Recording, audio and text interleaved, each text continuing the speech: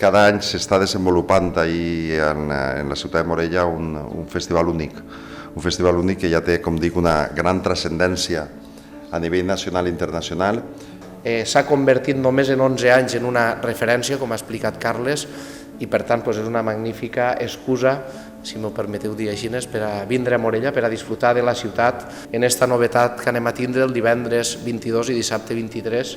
en aquests concerts a la llum de les espelmes, que crec que van a ser sorprenents, com sempre ens ha sorprès l'Early Music Morella en cada edició en alguna de les noves propostes. És per això que m'agradaria també reiterar esta ferma aposta de la Diputació per la cultura en totes les expressions i, com es dia, es tracta d'un dels cursos i festivals internacionals de música medieval i renaixentista de major prestigi internacional i amb el qual es promou l'accés a una formació d'excel·lència a través d'aquestes conferències, activitats i concerts a càrrec de rellevants formacions i ponents.